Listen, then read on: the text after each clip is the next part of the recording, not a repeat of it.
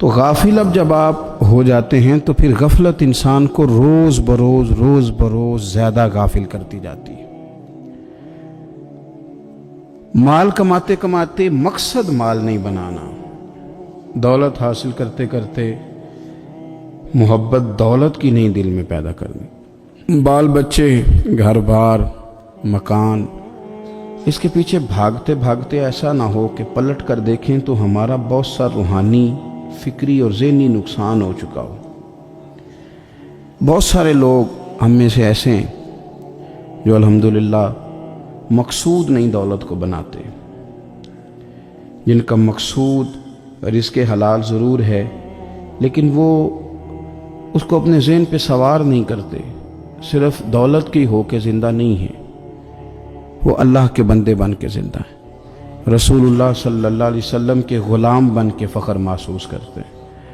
دولت کی طرف جتنی زیادہ ہماری توجہ ہو گئی ہے اور مال کی جانب جتنا زیادہ ہمارا ذہن ہو گیا، سارے رشتے مال میں تلنے لگ گئے، ہر چیز کو اسی عینک سے دیکھا جانے لگا ہے۔ اللہ تعالیٰ نے قرآن مجید میں ارشاد فرمایا کہ یا ایھا الذین آمنوا لا تلہکم اموالکم ولا اولادکم عن ذکر اللہ، اے ایمان والو، تمہارا مال اور تمہاری اولاد تمہیں اللہ کے ذکر سے کہیں غافل نہ کر دے۔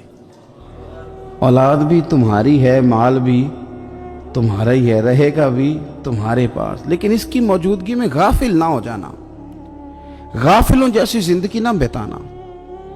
جو لوگ سڑک کو منزل بنا لیتے ہیں وہ راستے میں رہ جاتے ہیں۔ سڑک جو ہوتی ہے وہ راستہ ہوتی ہے، منزل نہیں ہوتی۔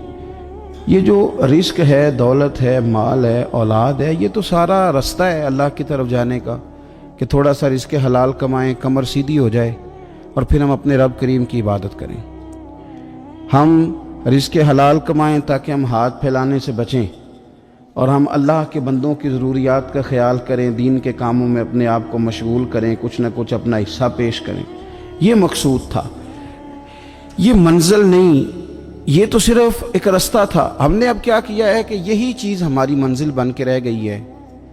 رات پیسے گننا، سویرے اٹھ کے پھر گننا شروع کر دینا، پیسوں میں رشتوں کو تولنا، پیسے کے ساتھ ہی اپنے آپ کو ہر وقت لگائے رکھنا، الجھ کے رہ گئے ہیں لوگ، الجھ کے، اور پھر کوئی بندہ جیت نہیں رہا۔ ہمارے دادا بھی یہی کہتے تھے کہ کچھ پیسے کمانے ہیں تاکہ بچے پال لوں، یہ کہتے کہتے چلے گئے۔ ہمارے ابا بھی یہی کہتے تھے، پھر اس کے بعد ہم نے بھی یہی بولنی شروع کر دی ہے، تو جیتا تو کوئی بھی نہیں، جیتا تو کوئی بھی نہیں۔ مال کو ضرور حاصل کریں۔ حضرت بہاءالحق نقشبند بخاری رحمۃ اللہ علیہ فرماتے ہیں، میں نے منا کے میدان میں ایک نوجوان دیکھا جو لاکھوں کا کاروبار کر رہا تھا، لاکھوں کا، دیناروں کا کاروبار کرتا تھا، سونے چاندی ہیرے جواہرات کا کام کرتا تھا، لیکن فرماتے میں نے اس کے دل پہ نظر ڈالی، لاکھوں کا کام کرتا تھا پر اس کا دل ایک منٹ کے لیے بھی اپنے رب کی یاد سے غافل نہیں تھا۔ ہر وقت اس کا دل اپنے مالک کی یاد میں مصروف تھا، ہر وقت۔ ارشاد فرماتے ہیں کہ میرا شروع میں اس کے بارے میں گمان یہ تھا کہ دیکھو یہ شخص کیا کر رہا ہے، پیسہ کما رہا ہے، دولت کے چکر میں پڑا ہوا ہے۔ فرماتے ہیں کہ پھر میں نے ایک اور منظر دیکھا، ایک اور رنگ میں نے دیکھا کہ وہ کما رہا تھا، اور پھر اختتام حج پہ میں نے دیکھا کہ جو کمایا تھا سارا اللہ کے بندوں پہ خرچ کر رہا تھا۔ آپ اور میں، ہم نے دیکھنا صرف یہ ہے کہ کہیں ایسا تو نہیں ہے کہ دولت میں الجھ گئے۔ بہت سارے لوگوں نے یہ کہا تھا، ہم سنتے تھے جب کوئی آدمی جانے لگتا تھا نا پردیس پیسہ کمانے کے لیے، تو وہ کہا کرتا تھا کہ میں ملک سے باہر جا رہا ہوں، 2 4 5 سال لگا کے آؤں گا، واپس آ کے پھر یہاں میں نے کوئی کام کرنا ہے، تھوڑے سے پیسے کماؤں تاکہ یہاں نہ پھر میرا سلسلہ کوئی بن جائے۔ وہ 3 سال لگانے گئے تھے پر 30 گزر گئے ہیں، لوٹ کے واپس کوئی نہیں آئے۔ وہ 4 سال کا کہہ کے گئے تھے پر سال 40 ہو گئے، لوٹے نہیں۔ کیوں نہیں لوٹے؟ اس لیے کہ پہلے مفاد چھوٹا تھا، خیال یہ تھا کہ تھوڑے سے پیسے آ جائیں گے، بچوں کا خرچہ چلنے لگ جائے، فیسیں پوری ہونے لگ جائیں، اور مجھے کسی سے مانگنا نہ پڑے تو بس پھر میں کامیاب ہوں۔ یہ طے کیا تھا۔ اس کے فوراً بعد پھر جب باہر گئے تو خیال آیا کہ نہیں، صرف پنکھے کا نہیں، اے سی کا بل بھی دینا پڑے گا، پھر تھوڑا اور آگے بڑھے تو خیال آیا کہ چھوٹی گاڑی پہ گزارا نہیں ہوتا، بڑی گاڑی نہ لے لیں۔ پھر خیال آیا کہ بڑی گاڑی لی ہے تو یہ تو اندر کھڑی نہیں ہوتی، سامنے والا پلاٹ مل جائے تو ذرا گراج اچھا بن جائے گا۔ پھر الجھتے الجھتے الجھ گئے دوستو۔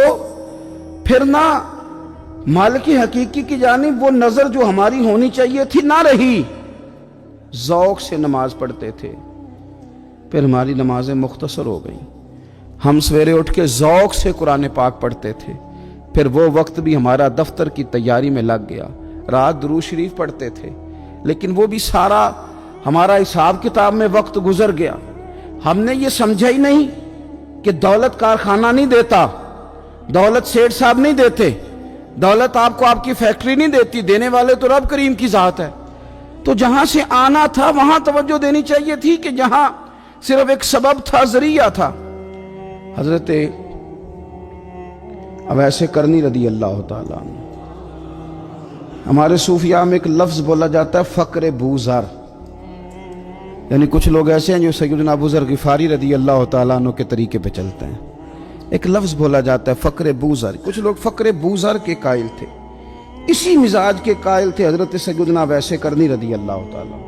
ان کے ذہن میں ایک بات بیٹھ گئی تھی کہ یار دینے والا اللہ ہے، دینے والا، عزت بھی اللہ دے گا، رزق بھی اللہ دے گا۔ بلکہ امام غزالی رحمۃ اللہ علیہ نے تو حدیث لکھی ہے، آپ فرماتے ہیں کہ نبی پاک صلی اللہ علیہ وسلم نے فرمایا جس نے بندوں سے عزت تلاش کی رب اسے رسوا کر دے گا۔ جو سیاست کر